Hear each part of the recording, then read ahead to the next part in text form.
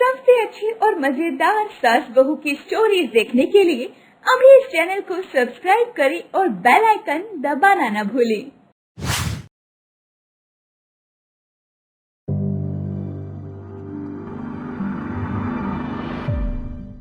सास अपने बेटे की शादी करवाकर बहू घर लाती है और उसे रसोई में काम करने की जिम्मेदारी देती है। इस किचन में तो एक भी खिड़की नहीं है, ऊपर से इतनी भयंकर गर्मी। अरे, माँ बाप को तो पता ही है, लेकिन मेरे ससुराल वालों को नहीं पता कि मुझे गर्मी से बहुत एलर्जी है। अब मैं उनसे खिड़की लगाने के लिए तो कह नहीं सकती। ऐसा करती हूँ, खाना बनाने की कोशिश करती हूँ, देखती हूँ क्या होता है। बहू गैस जलाकर खाना बनाना शुरू कर देती है, लेकिन थोड़ी ही देर में किचन के अंदर बहुत तेज तपन होने लगती है। उससे गर्मी बर्दाश्त नहीं होती। अरे बाप रे! ऐसा लग रहा है इस किचन में अंगारे उबल रहे हैं। अगर मैं किचन से बाहर गई तो ससुराल वालों को बुरा लगेगा। ऐसा करती हूँ, अपने सारे कपड़े उतार देती हूँ। वो बिना सोचे समझे सारे कपड़े उतार देती है और खाना बनाना शुरू कर देती है। इस दृश्य को देखकर सास ससुर और पति हैरान रह जाते हैं और शर्मिंदगी के मारे अपनी आंखें बंद कर लेते हैं। ए बहू, ये क्या कर रही हो? रसोई में ऐसे कपड़े उतारकर काम कौन करता है? राजेश, तू यहाँ खड़ा होकर क्या देख रहा है? अपने बाप को लेकर कमरे में जा, मैं बहू से बात करती हूँ। ठीक है माँ, चलो पिताजी। बोल बहू, ये क्या बदतमीजी की तूने? सासू माँ, मुझे बहुत गर्मी लगती है, इसलिए मैंने कपड़े उतार दिए। वैसे भी इससे खाना जल्दी बनता है। गर्मी तो हम सबको लगती है, इसका ये मतलब तो नहीं कि हम अपने कपड़े उतार कर बैठ जाएं। जल्दी से कपड़े पहन और खाना बना। आज के बाद ऐसा दोबारा मत करना। बहू कपड़े पहन लेती है और खाना बनाने लगती है। जब उसकी सास अपने कमरे में चली जाती है, तब वो फिर से कपड़े उतार कर खाना बनाने लगती है और खाना बनाने के बाद झट से कपड़े फिर से पहन लेती है। सासू माँ, खाना बन गया।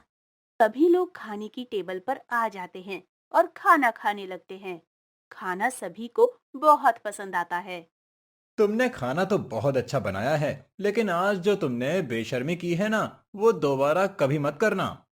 अगले दिन गांव की कुछ महिलाएं जब बहू से मिलने आती हैं। बहू, जा सभी के लिए गर्मा गर्म नाश्ता तैयार कर दे, जल्दी से। ठीक है सासू माँ। बहू किचन में जाकर गैस जलाती है और सबके लिए नाश्ता बनाने लगती है, लेकिन थोड़ी ही देर में उसे फिर से गर्मी लगने लगती है और वो अपने कपड़े उतार देती है। उसे कपड़े उतारते हुए गांव की महिलाएं देख लेती हैं। उसे देखकर उनकी आंखें फटी की फटी रह जाती हैं। कुछ तो शर्म से अपनी आंखें बंद कर लेती हैं और कुछ अपनी हंसी नहीं रोक पाती। ऐसी बेशरम बहू तो हमने पहली बार देखी है। ये बहू तो पूरे गांव की बदनामी करा के रहेगी। तू अपनी बहू को समझाती क्यों नहीं? कोई ऐसे बेशर्मों की तरह अपने कपड़े उतारकर खाना बनाने लगता है क्या? हमें यहाँ रुकना ही नहीं। बेशर्मों के घर में 2 मिनट भी अगर हम लोग रुके तो हम भी बेशरम बन जाएंगे। चलो ललिता। ताने मारकर सभी महिलाएं चली जाती हैं, बिना नाश्ता किए। बहू, कल मैंने तुझे मना किया था ना, आज फिर से वही बेशर्मी शुरू हो गई। मुझे तो लगता है तू साइको है। इसके दिमाग पर कुछ ज्यादा ही असर हो गया है गर्मी का। तुझे इस घर में रहने का कोई अधिकार नहीं। सबसे पहले अपने मायके जा और गर्मी की समस्या हल करके आ। सास ससुर और पति मिलकर निर्णय लेते हैं कि अब इस बहू को और बर्दाश्त नहीं किया जा सकता। वे उसे समझाने की कोशिश करते हैं, लेकिन जब बहू अपनी आदत नहीं छोड़ती तो आखिरकार उसे घर से बाहर निकाल देते हैं। बहू गांव की सड़कों पर भटकने लगती है और भीख मांगने पर मजबूर हो जाती है। मुझसे गर्मी बिल्कुल बर्दाश्त नहीं होती, इसमें मेरी क्या गलती है? इसी वजह से तो मेरे घर वालों ने मेरी शादी कर दी थी। अब अगर मैं अपनी मायके जाती हूँ तो वो लोग मुझे बहुत मारेंगे। मैं अपनी जिंदगी यही सड़कों पर गुजार दूंगी। बहू इधर उधर जाकर भीख मांगने लगती है। मुझे बहुत जोरों की भूख लगी है। कुछ खाना मिल सकता है क्या बाबूजी? पहली बार कोई भिखारी पैसों की जगह खाना मांग रहा है। इसे खिला देता हूँ। ये लो, मुझे भूख नहीं है, तुम मेरा खाना खा लो। आपका तहे दिल से धन्यवाद बाबूजी। खाना खाने के बाद वो फिर से इधर उधर भटकने लगती है। उसे कुछ भी समझ में नहीं आता कि वो आखिर जाए कहाँ। मुझे बहुत जोर की भूख लगी थी, इसलिए मैंने ज्यादा खाना खा लिया है। अब मुझे कहीं शौच के लिए जाना पड़ेगा। सड़क पर उसे एक बोतल दिखाई देती है, जिसे वो उठा लेती है और उसमें सरकारी नल से पानी भर के थोड़ी दूर पर गन्ने के खेत में शौच करने लगती है। लेकिन वहां भी उसे बहुत तेज गर्मी लगने लगती है और वहां भी वो अपने कपड़े उतारने लगती है। वहां मौजूद लोग जो शौच कर रहे होते हैं, उसे देखकर घबरा जाते हैं और शर्मिंदा होकर भाग जाते हैं। अरे भागो यहाँ से! इस बेशरम औरत को देखो, खेतों के अंदर कपड़े उतार रही है। चलो यहाँ से! तो इस तरह हर कोई उसे देखकर अजीब तरीके से देखता है और चर्चा करने लगता है। बहू को एहसास होता है कि वो सबके लिए मजाक बन चुकी है। अरे, ये तो वही बेशर्म बहू है। देखो इसे, इसे तो कोई शर्म ही नहीं है। वहीं दूसरी तरफ उसके ससुराल में अब खाना बनाने की जिम्मेदारी उसकी सास की हो गई। राजेश की माँ किचन में खाना बना रही थी, लेकिन गर्मी इतनी ज्यादा थी कि वो वहीं बेहोश हो गई। माँ, क्या हुआ? पिताजी, लगता है माँ बेहोश हो गई हैं। एक तो गर्मी बहुत है। मैं जल्दी से पानी डालता हूँ। आप तब तक डॉक्टर साहब को बुला लीजिए। राजेश अपनी माँ के चेहरे पर पानी डालता है, लेकिन उसे होश नहीं आता। तब तक डॉक्टर साहब भी आ जाते हैं। वो जब इंजेक्शन लगाते हैं, तब उसकी माँ को होश आता है। डॉक्टर उनके घर को अच्छी तरह से देखता है। हर साल टेम्परेचर कुछ न कुछ पहले से ज्यादा हो जाता है, और आपकी रसोई घर में तो वेंटिलेशन का कोई रास्ता ही नहीं है। इस गर्मी में या तो खुले में खाना बनाइए, या फिर अपनी किचन में खिड़की या हवा आने जाने का कोई साधन बनाइए। खैर, दवाइयाँ देने के बाद डॉक्टर साहब वहां से चले जाते हैं। उसकी सास बड़ी मुश्किल से उठकर बैठ पाती है और बोलती है, बेटा, पहले तो मैं मिट्टी के चूल्हे में खाना बनाती थी, लेकिन तेरी नौकरी लग गई, फिर हमने घर बनवाया और उसके बाद ही तेरी शादी कर दी। इस किचन में मैं पहली बार गई हूँ। अब मुझे समझ में आ रहा है कि बहू बेचारी कुछ बोल नहीं पाती थी। उसे गर्मी लगती थी तो वो कपड़े उतार देती थी, लेकिन किसी तरह खाना जरूर बनाती थी। पता नहीं कैसे उसने झेला होगा। बेटा, जल्दी से उसके मायके जा और बहू को वापस लेकर आ। इसमें उसकी कोई गलती नहीं है। राजेश को भी सब कुछ समझ में आ जाता है और वो उसके मायके चला जाता है। लेकिन मायके में वो गई ही नहीं थी, इसलिए वो वापस आ जाता है और सड़कों पर भटकने लगता है। अगर ये अपने मायके नहीं गई, तो इतने दिनों तक कहाँ रही होगी बेचारी। वहीं दूसरी तरफ बहू को भी धीरे धीरे समझ में आता है कि उसकी आदतों के कारण ही उसकी ऐसी हालत हो गई है। वो अपने किए पर पछताने लगती है और सोचती है कि उसे अपनी आदतें बदलनी चाहिए, ताकि वो फिर से अपने घर वालों के साथ रह सके। यही सब सोचते सोचते वो भटक रही थी, तभी राजेश उसे देख लेता है। अच्छा हुआ मिल गई। तुमने अपनी क्या हालत बना रखी है। मैं तुम्हारे मायके गया था, वहां पर भी तुम नहीं मिली। मेरे कपड़े उतारने की बुरी आदत की वजह से आप लोगों की बेइज्जती हो रही थी। मेरे मायके वाले पूछते तो मैं उन्हें क्या बताती। इसलिए मैं यहाँ सड़कों पर भीख मांग के अपना गुजारा कर रही हूँ। आप मेरी चिंता मत कीजिए, मैं धीरे धीरे अपनी आदत सुधार लूंगी। मैं समझ गई हूँ कि ये बहुत गंदी आदत है। तुम सबसे पहले मेरे साथ घर चलो, मैं तुम्हें पूरी बात बताता हूँ। राजेश उसे वापस घर ले आता है। उसके बाद वो अपनी माँ के साथ बीती हुई सारी बात बताता है। बहू, हमने तुझे घर से तो निकाल दिया, लेकिन तेरे कपड़े उतारने के पीछे का कारण जानने की कोशिश नहीं की। जब खुद पर बीती तो मुझे पता चला कि गर्मी बहुत हो रही है और किचन में एक खिड़की तक नहीं है। सासू माँ, मुझे भी अपनी गलती का एहसास हो गया है। अब अगर मुझे गर्मी लगेगी तो मैं आप लोगों को बता दूंगी, पर कपड़े नहीं उतारूंगी। इससे मेरी हर जगह बेइज्जती हो रही है। अब मुझे समझ में आया। अगले ही दिन राजेश अपने किचन में एक बड़ी सी खिड़की और एग्जॉस्ट फैन लगवा देता है और बहू की भी कपड़े उतारने की आदत अब खत्म हो चुकी है।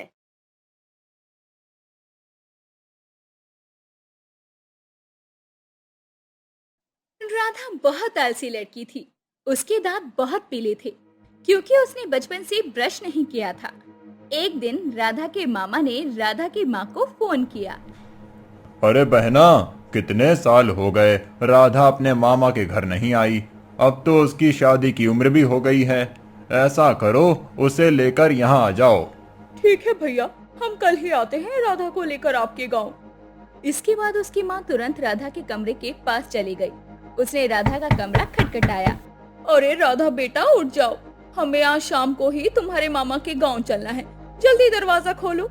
जैसे ही राधा ने दरवाजा खोला, वैसे ही उसके कमरे की बदबू से उसकी माँ उल्टियाँ करने लगी। अरे माँ, क्या हुआ? डॉक्टर को बुलाऊं क्या? तू ब्रश तो कभी करेगी नहीं, कम से कम अपने कमरे की खिड़कियां ही खोल लिया कर। पूरा कमरा बदबू से भरा हुआ है, इसी वजह से मुझे उल्टी आ गई। अब जल्दी से तैयार हो जा, हमें मामा के पास चलना है, और अपने मुंह पर कपड़ा बांध लेना। राधा अपनी माँ के साथ मामा के गांव पहुंच गई। वहां पहुंचते ही सारे गांव वाले उल्टियां करने लगे। पूरा गांव बदबू से भर गया। सभी लोग चारों तरफ इधर उधर भागने लगे। किसी तरह राधा अपनी माँ के साथ अपने मामा के घर पहुंची तो देखा कि उसके घर में सब बेहोश पड़े थे। मामा, मामी, छोटू, उठो तुम लोग, अभी तक सो रहे हो? अरे ये लोग सो नहीं रहे, अगर सो रहे होते तो बेड पर सोते। ये सब तो जमीन पर लेटे हुए हैं, गांव वालों की तरह। ये सब भी उल्टियां करने के बाद बेहोश हो गए होंगे। राधा की माँ किसी तरह अपने भैया भाभी को होश में लाई। उसके मामा मामी ने कई बार राधा से कहा कि ब्रश कर ले, लेकिन उसने ब्रश नहीं किया। फिर रात में राधा को उन लोगों ने कमरे में बंद कर दिया और आपस में बात करने लगे। अब हमारे पास सिर्फ एक ही रास्ता बचा है बहन, राधा की शादी कर देते हैं, उसके बाद राधा जाने और उसके ससुराल वाले। अगले दिन राधा के मामा ने पंडित जी को बुलाया और राधा की शादी मोहन से तय कर दी। राधा की शादी मोहन नाम के लड़के के साथ हो गई, लेकिन वो इस बात से अनजान था कि राधा ब्रश नहीं करती। राधा की शादी के समय उसके मुंह से च्युइंगम डाल दिया गया ताकि बाराती और पंडित जी बेहोश ना हो जाएं। अब मुंह दिखाई की रस्म शुरू हुई। सबसे पहले गांव की महिमा चौधरी ने उसका घूंघट खोला। सबसे पहले हम मोहन की बीवी का पल्लू खोलेंगे, क्योंकि हम इसके लिए बहुत अच्छा गिफ्ट लेकर जो आए हैं। जैसे ही महिमा चौधरी ने राधा का घूंघट खोला, उसे वो बहुत खूबसूरत लगी। बहुत बड़ी चांद का टुकड़ा पाई हो तुम मोहन के लिए, अब थोड़ा सा मुस्कुरा भी दो बहू। महिमा चौधरी बार बार उसे मुस्कुराने के लिए कहती रही, लेकिन राधा नहीं मुस्कुराई। अगर मैं जरा भी मुस्कुराई तो मेरे मुंह की बदबू से चाची बेहोश हो जाएगी। अरे बहू, ये हमारे मोहल्ले की बहुत जानी मानी महिला है, अगर ये कह रही है मुस्कुरा दो तो मुस्कुरा दो ना एक बार। अब राधा अपनी सास की बात को टाल नहीं सकती थी, इसीलिए उसने मुस्कुरा दिया। लेकिन जैसे ही वो मुस्कुराई, वैसे ही उसके मुंह से तेज बदबू आई कि महिमा चौधरी बेहोश होकर वहीं गिर पड़ी। इसके बाद उसकी सास ने भी उसकी तरफ देखा और वो भी वहीं पर बेहोश हो गई। ये सब देखकर मोहन भी वहां आ गया और उसे भी बहुत बदबू आई, लेकिन वो बेहोश नहीं हुआ। तुम्हारे मुंह से तो बहुत तेज बदबू आ रही है राधा, लगता है बचपन में तुमने ब्रश ही नहीं किया, इसी वजह से ये सारे लोग बेहोश हुए हैं लगता है। मैं जल्दी से इन पर पानी डाल देता हूँ ताकि ये लोग होश में आ जाएं, और तुम अंदर जाओ, बहुत हो गई मुंह दिखाई की रस्म। मोहन अंदर से बाल्टी में भरकर पानी लाया और उन सभी पर डाल दिया, जिससे सभी को होश आया। होश में आते ही सभी औरतें वहां से उठ कर अपने अपने घर चली गई। रात में जब राधा की पहली रसोई थी, तब उसकी सासू माँ ने उससे कहा, बहू तेरी शक्ल सूरत तो अच्छी है, लेकिन तेरे मुंह से बदबू बहुत आती है। सबसे पहले तो तू ब्रश कर ले, उसके बाद ही खाना बनाना। राधा उस वक्त कुछ नहीं बोली। उसने बिना ब्रश किए ही खाना बनाया और सबको परोस दिया। खाना खाते वक्त सभी को बदबू महसूस होने लगी।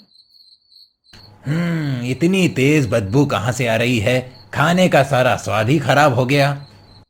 उसका ससुर अपना खाना लेकर अपने कमरे में चला गया।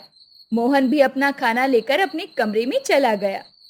बहू, मैंने तुझे कहा था ना कि खाना बनाने से पहले एक बार ब्रश कर लेना, लेकिन तूने मेरी बात नहीं मानी।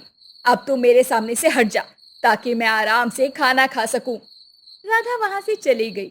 उसके बाद उसकी सास ने खाना खाया। रात में राधा और मोहन की सुहाग रात थी। मोहन, मैंने बचपन में कभी ब्रश नहीं किया। मेरी ब्रश करने का बिल्कुल भी मन नहीं करता। एक बार कोशिश भी की थी लेकिन हो नहीं पाया।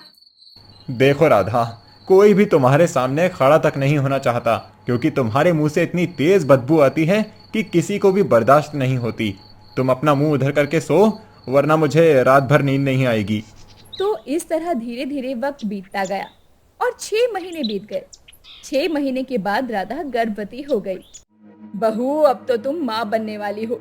कम से कम अब तो ब्रश करना शुरू कर दो, वरना तेरे आने वाले बच्चा भी तेरे जैसा ही बन जाएगा। ठीक है सासू माँ। राधा बाथरूम के अंदर गई, लेकिन बिना ब्रश किए ही वापस आ गई। इतना सब कुछ होने के बाद भी उसने ब्रश करना नहीं शुरू किया। 9 महीने के बाद उसके पेट में अचानक से दर्द उठा। उसे अस्पताल ले जाया गया और उसने एक सुंदर से बेटे को जन्म दिया। मुबारक हो, आपके घर बेटा हुआ है। अब करीब 15 दिनों तक इस बच्चे को माँ के सीने से चिपका कर ही रखना है। ठीक है डॉक्टर साहब, थैंक यू सो मच। एक बात और कहना चाहूंगा आप लोगों से। आपकी बीवी के मुंह से बहुत बदबू आती है। लगता है काफी दिनों से इसने ब्रश नहीं किया है। इसे रोज ब्रश कराना, नहीं तो इसका असर बच्चे के दिमाग, उसके न्यूरो सिस्टम पर भी पड़ सकता है, जिससे उसे खतरा भी हो सकता है। मोहन और उसके घर वाले नए मेहमान के आने की वजह से खुश थे। राधा भी बहुत खुश थी। वो लोग अपने घर आ गए। उसके बाद राधा अपने बच्चे को अपने सीने से ही चिपका कर रखती, लेकिन 7 दिन बाद उसका बच्चा कोई हरकत नहीं कर रहा था, जिससे राधा बहुत परेशान हो गई और डर भी गई। मोहन, जल्दी से इधर आओ, जल्दी यहाँ आओ।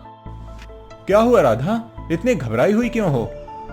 देखो ना, हमारा बच्चा बिल्कुल भी हिलडुल नहीं रहा, कोई हरकत नहीं कर रहा। ये बाबू, ए बच्चा, उठ जाओ बेटा। राधा, ये तो हिल ही नहीं रहा। मैं जल्दी से डॉक्टर को बुलाकर लाता हूँ। उन्होंने बच्चे को चेक किया तो उन्हें पता चला कि बच्चा तो मर चुका है। मैंने आप लोगों को पहले भी कहा था कि अपनी पत्नी को हर रोज ब्रश कराना, लेकिन आप लोगों ने मेरी बात नहीं मानी। इस बच्चे को और कोई भी दूसरी परेशानी नहीं थी। बदबू इसके दिमाग में समा गई, जिससे इसकी दिमाग की नसें फट गईं और बेचारा बच्चा अपनी जान गंवा बैठा। ये बेचारा तो बता भी नहीं सकता था कि मुझे बदबू आ रही है। ये सुनकर राधा को बहुत बड़ा झटका लगा। वो मन ही मन खुद को कोसने लगी। खैर, उस बच्चे का अंतिम संस्कार कर दिया गया। अब घर वालों ने राधा से बात करना भी बंद कर दिया। आज ब्रश न करने की वजह से मैंने अपना पहला बच्चा खो दिया। मेरी वजह से एक जान चली गई। मेरा पति, मेरी सासू माँ, मेरे ससुर जी, कोई मुझसे बात नहीं कर रहे। मैं आज से ही ब्रश करना शुरू कर दूंगी, फिर चाहे ब्रश करते वक्त मेरी जान ही क्यों न चली जाए। राधा उसी वक्त बाथरूम के अंदर गई। उसने ब्रश उठाया और टूथपेस्ट ब्रश के ऊपर लगाकर ब्रश करने लग गई और अपने दांतों पर रगड़ने भी लगी। पहली बार कई देर तक उसने ब्रश किया, जिससे उसे उल्टी हो गई, लेकिन वो इसी बार नहीं रुकी। आधे घंटे तक ब्रश करती रही, जिससे उसके अब काले दांत एकदम वाइट मोतियों की तरह चमकने लगे। ये देखकर राधा को बहुत अच्छा लगा। अरे वाह, मेरे दांत कितने सुंदर लग रहे हैं। ये तो बिल्कुल हीरे की तरह चमकने लगे। मैं अभी बाहर जाकर मोहन और सासू माँ को अपने दांत दिखाती हूँ। बाहर जाकर राधा ने अपने दांत सभी को दिखाए। राधा ने सभी से माफी मांगी।